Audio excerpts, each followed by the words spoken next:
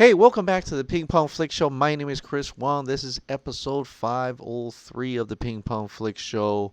There's one little DC film update for you, an upcoming DC film, and that is Black Adam. Geek Vibes Nation put this out. The Rock isn't messing around when it comes to getting ready for Black Adam. Less than 4 months away from filming, getting started on July 6th. And this is The Rock and is on his Instagram page. He put this out. The hierarchy of power in the DC universe is about to change. Training and prep for Black Adam has been a grind, but this passion project outweighs the sacrifices. Truth, justice, and the Black Adam way. Eye for an eye, anti-hero. Black Adam shooting begins this September. I think that's pretty much it for that. So, yeah, that's him. Ripped already looking like a superhero. I think he looks like a superhero every single day. So, and more specific on that superhero, like he is definitely probably gonna turn into a hero more than a villain later on. I don't know about this movie because the JSA is involved in that. It's most likely Black Adam versus the JSA, but we'll see about that. But like he says here, I think it's interesting. Truth, justice, and the Black Adam way. Well, there's only one other superhero that actually says that, and that's actually truth, justice, and the American way, which is Superman, right? Superman would usually say that, and so he keeps on kind of just putting that in just little by little, that kind of teasing that he's definitely going to fight Superman. I don't know about in the Black Adam movie, but definitely in a sequel, possibly he will definitely go toe to toe with Superman. Hopefully Henry Cavill Superman. Seeing that they do share kind of the same management team, the Garcias, so there's most likely going to be Superman, Henry Cavill as Superman. But it's interesting. He says the hierarchy of power in the DC universe is about to change.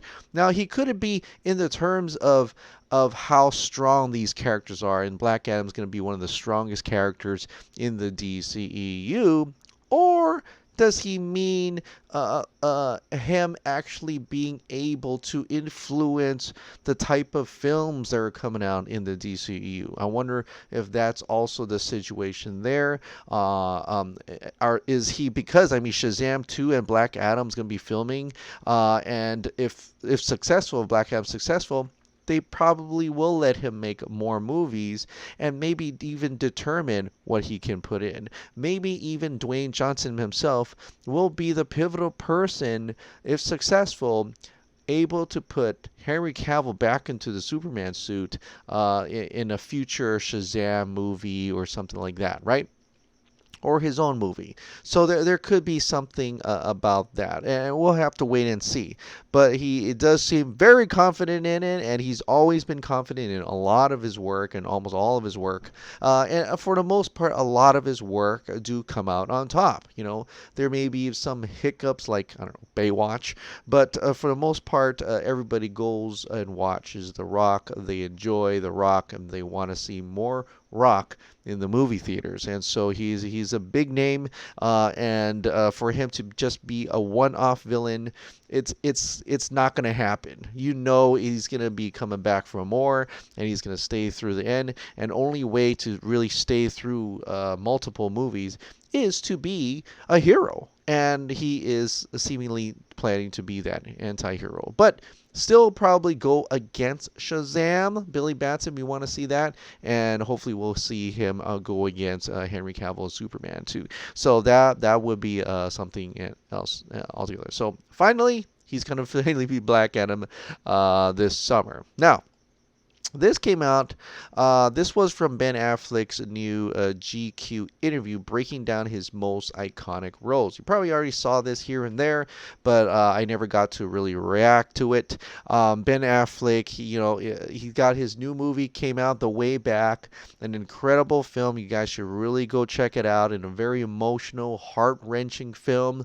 I probably cried like 3 times, 2 sad ones and 1 happy one, but it is a really truly a great film, and it shows you a level of alcoholism that I've never actually seen in any movie. I mean, what movie do you see where a beer can is in the shower caddy as he's taking a shower? You know, that type of level of alcoholism, and it probably doesn't end the way you think, but it does have a great moments too. But a great film. But anyway, Ben Affleck broke down a lot of his most iconic characters. But here is where it's pretty interesting, where he breaks down his characters Batman in Batman versus Superman and Justice League. Take a look. Batman vs. Superman, Justice League.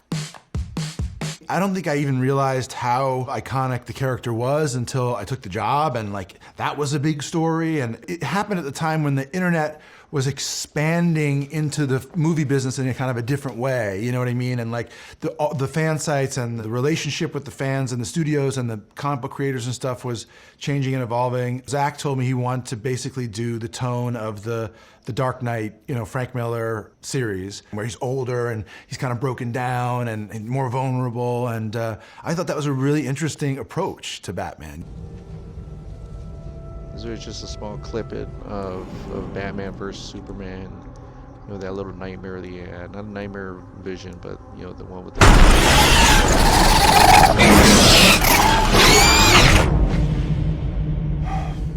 The spirit of that, as a guy who's vulnerable, as a guy who's aches when he gets up in the morning, as a guy who like feels a lot of psychological sort of torment, I thought was a really interesting approach to playing a hero. And that was how, you know, what we wanted to do. And, you know, I had a better time on Batman vs. Superman, which I really enjoyed doing. And Justice League was unfortunately like, you know, touched by, you know, some personal tragedy and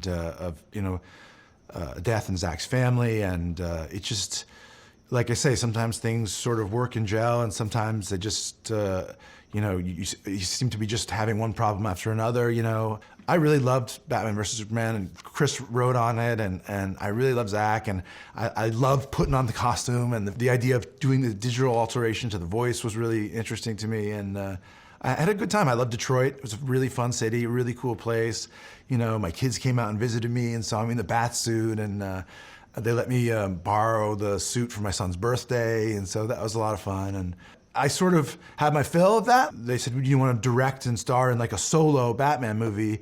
I found that I had kind of at just some point lost my enthusiasm or passion for it. You know, I was like, this should really be made by somebody for whom it's their wildest dream, you know, come true. And for me, it had become like something different, and it was clear to me that it was time to move on. But I do have some really fond memories, particularly of Batman versus Superman, and how exciting that was, and how energizing it was, and how much fun we had.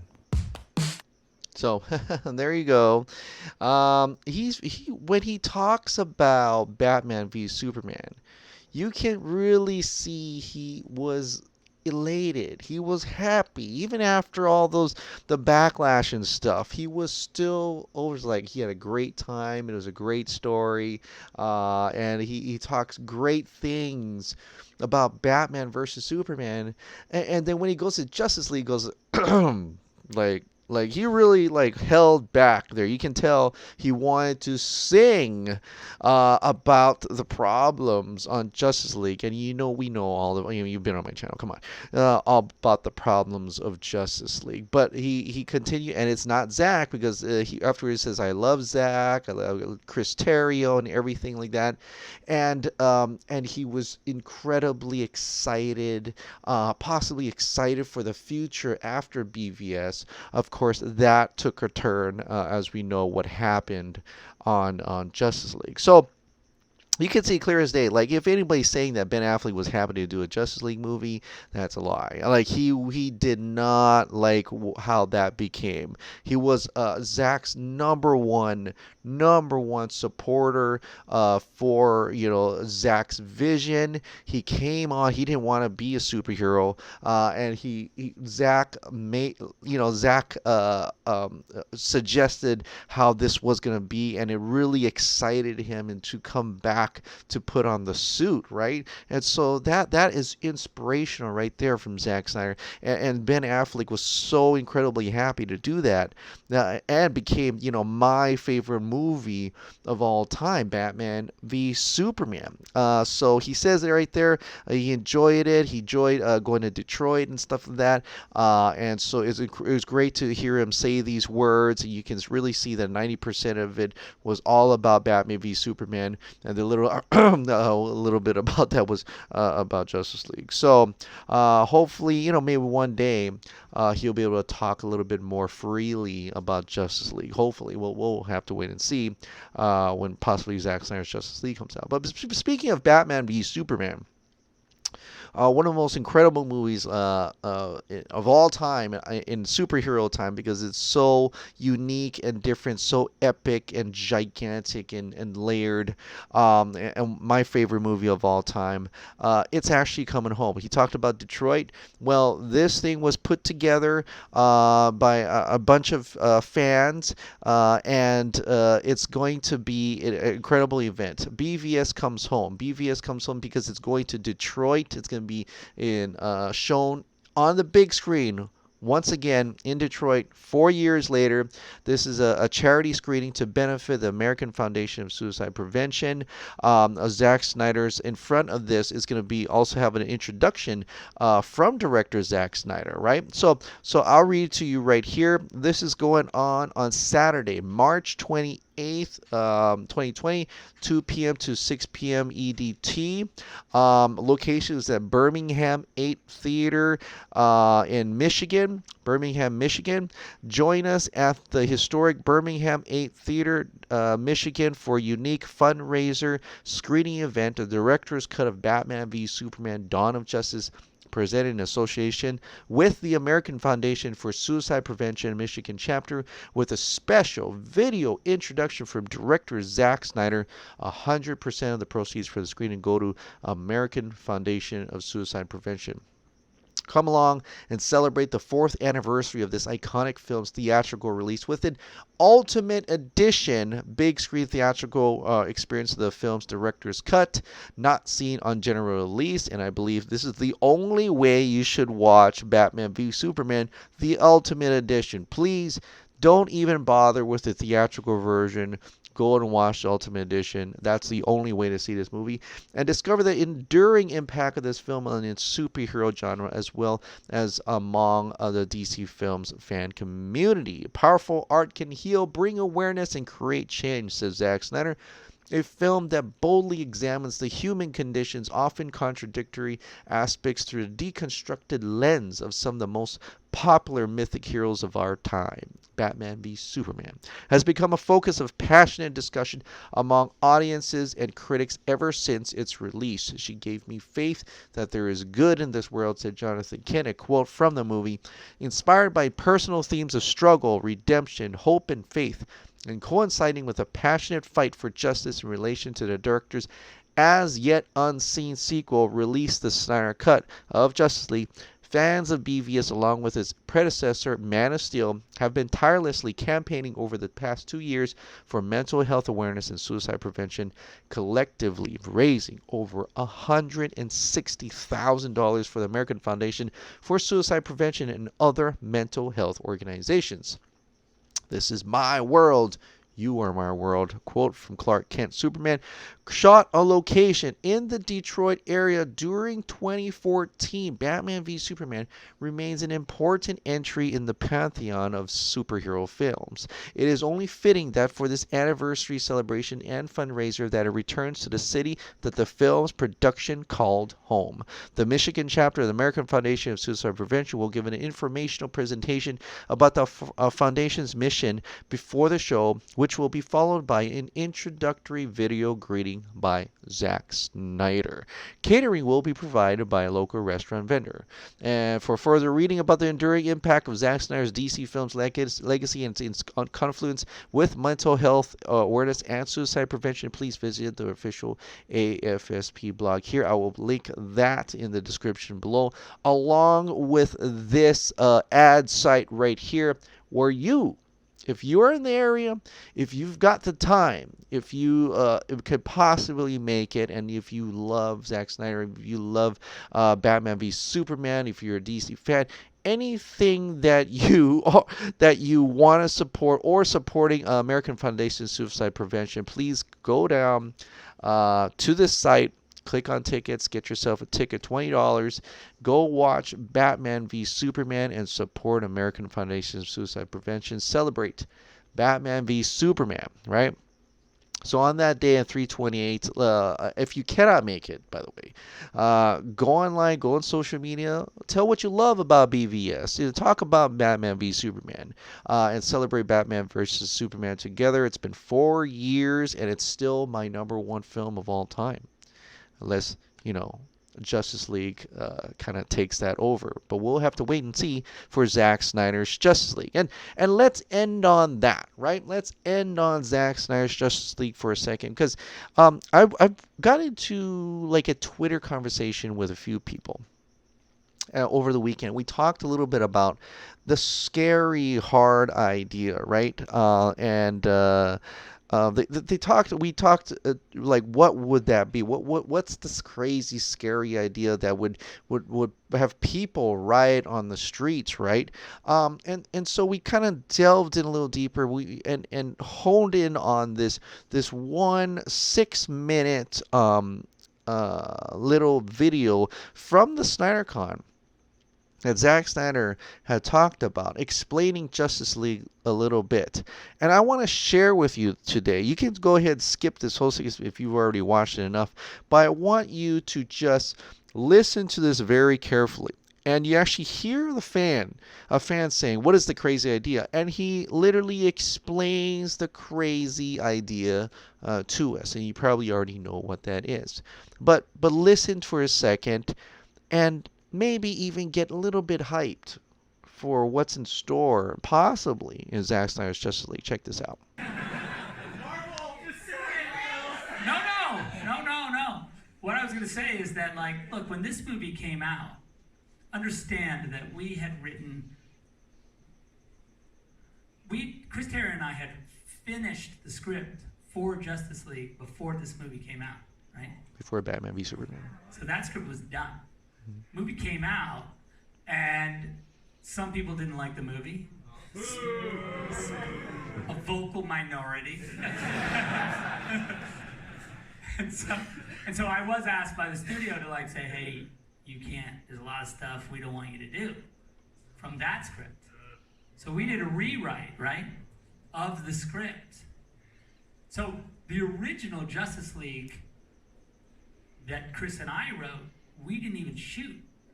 There's a lot of it that we shot, but the actual idea, the hard idea, the scary idea, we never filmed because the studio was like, that's crazy. And we were so insecure at the time after this movie came out, we were just like, I guess it is crazy. We're fucking nuts. What are we? There's gonna be mass hysteria in the streets if we film this. Apparently. It's Mm-hmm. It's a long story.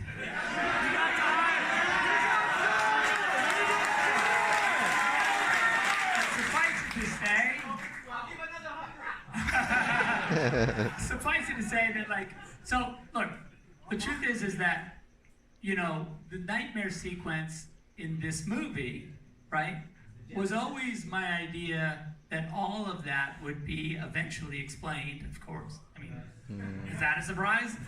That we would end up in the distant future where Darkseid has taken over Earth and where Superman has succumbed to the anti-life and where he, and now with his ragtag band. And there was a few members of the Justice League that had survived to that world and that they were fighting to try and so Batman's with the broken half a cyborg because it's only half of him because of whatever happened. They were working on equation to jump flashback to tell Bruce, obviously, you guys aren't surprised because this is what you. I've read it. So now that you know this, don't tell I just. Nice. Anyway, so those were the things that we were dealing with, and not to say that the studio still, they were still into sort of the big look, but the details of how and why everyone was mad at each other, or why that was the stuff where they were a little bit like, because Lois, and it's in the little teaser where the Justice League teaser. It wasn't in the movie apparently, where Wonder Woman says, it's this line where Bruce says, "I was right here, and Barry Allen came to me, and he said, Lois Lane is the key," right? And then she goes, "He is the Superman. Every heart has one." And he goes, "I think it's something more, something darker," right? And what it means is that the thing that was darker was that, it was all about, if Lois died, Superman would succumb to the anti-life, of course, right? Yeah. And if Superman knew that somehow it was Bruce's responsibility to protect Lois, he would have been mad at him in this movie, right? So that's why he says, "She was my world, and you took her from me." So that was sort of and then of course he has to jump back. And the other thing that we were working on was this idea that Cyborg said to Bruce in the distant future, there's two windows. We had come up with this time traveling concept where basically the way the time traveling window worked is that it's not awesome physics and doesn't make any sense, but that you had to jump. You had to do a time jump when the Earth was in relatively the same spot, right? Because if you did a time jump, that's so cool, and the Earth wasn't in the same position in space, you would jump into space and just be dead. And so, okay, so there's always so they had two windows, right, to do the jump, and Cyborg says what which of these two windows do you think we should use? And Bruce was like, "Well, what window would you have put me through if you didn't ask?" And he's like, "This one." And then he's like, "Use the other one." Because that one you already did, and it was the wrong one. Barry Allen was in my freaking Batcave yelling at me about nonsense. And you need to put him through that other one, because that's the one that because he had to jump right before Darkseid boom tubes into the Batcave to murder Lois, so you have to anyway. So that was the window that he had to anyway.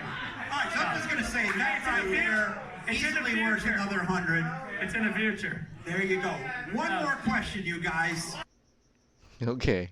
I want to thank Neil Karunatalaka for recording that. And there's several other people who recorded this, but I felt like this one, you actually hear, some of the, I think even the comic movie marks talking, yelling out. God,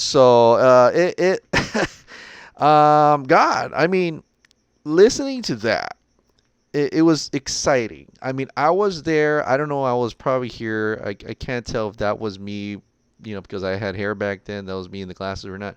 I don't think so. I think I'm right here somewhere. But it was exciting. It was crazy to hear all that. And the energy in the room was just fantastic. We were just elated to have Zack spill out all those stuff. And you can kind of he was excited to talk about it. And then he kind of blurred that, and then maybe he said he felt like, oh, maybe that was too far. Maybe that was enough. That's enough, because just in case you guys get to see this, maybe that was too much. And so, yeah, I mean, that's a big spoiler, sure, but I think at that time he probably never thought that he could possibly get this far in possibly getting it released. So that's something instead. But let's go back to that. It's a crazy idea. He said it, right? What was someone, the fan asked, what was that crazy idea? And he said, this is a hard, scary idea, was essentially that it would go into the nightmare future, and Lois, dies. Lois dies, right? And I think Lois dying would pretty much, cause a rioting in the streets, right? Look how crazy people got when Zod died. Look how crazy people were still getting when Zod died, and still getting when Batman kills rando thugs, right? If that was, people triggered enough, Lois dying would be the other thing. But it would have been so much cool. I mean, yeah, I don't want Lois to die, but like it would have worked for the story. It would have been so impactful. It would have been meaningful, and people will be talking about it from years to come. Just like how they're talking, still, even haters are still talking about Batman versus Superman 4 years later. Man of Steel, almost 7 years later, they're still griping about it, but it's still in the comic book. They're still in their minds, and it just shows it's such an impactful story. And just imagine how Zack Snyder's Justice League, the original Justice League, could be if he is able to revert back to the original Justice League plan. And he said, we shot most of it, but not the crazy idea. So do we kind of just summarize it? Just think about that for a second and say, well, if he shot most of it, but the crazy idea, and we now know the crazy hard idea was Lois Lane dying, was the nightmare future, the years later, and seeing what happened after that.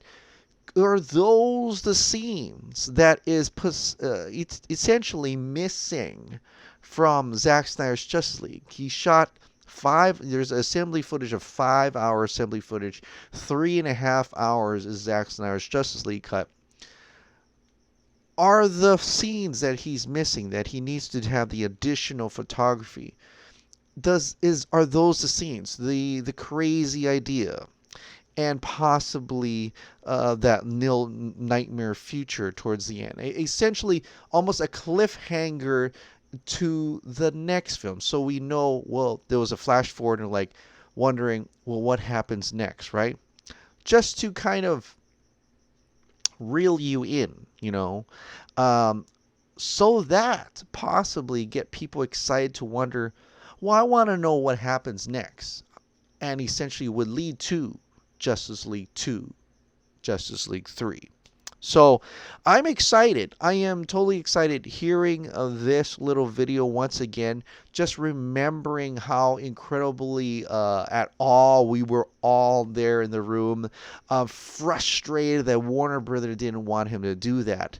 But seeing at the light of the end of the tunnel, when the his clapperboard pictures released, him really, putting a lot of emphasis on Zack Snyder's Justice League, him coming out, him being very quiet now, not wanting to tell us a lot about Justice League, because essentially this is getting closer and closer to what I believe is an announcement. But I can't just hold back and not get excited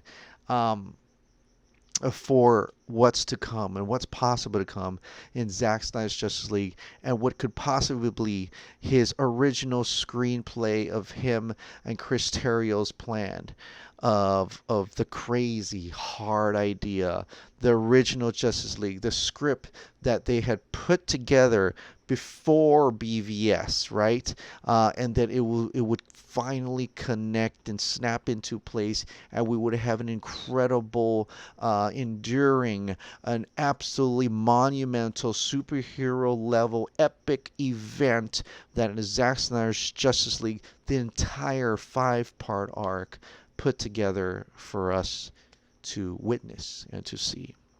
How exciting is that? I'm fucking excited. I don't know about you. So anyway, to celebrate BVS Comes Home, that's where we're having a little teaser hashtag that we're going out.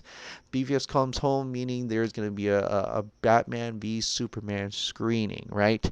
A little whet your appetite for the incredible epic movie that could possibly be coming out, which is Zack Snyder's Justice League. So let's celebrate it together. It's been 4 years. And not a year goes by I haven't watched Batman v Superman multiple times. So, but not many times you can actually watch it in a theater, right? So, if you can, this is your chance to check out Batman v Superman in a theater, and that's at the in Michigan, in the city that it was filmed in. So go ahead and check that out. All right, guys. Well, that is it for tonight. I want to thank you so much for subscribing. Thank you so much for watching. I'll see you next time. Bye.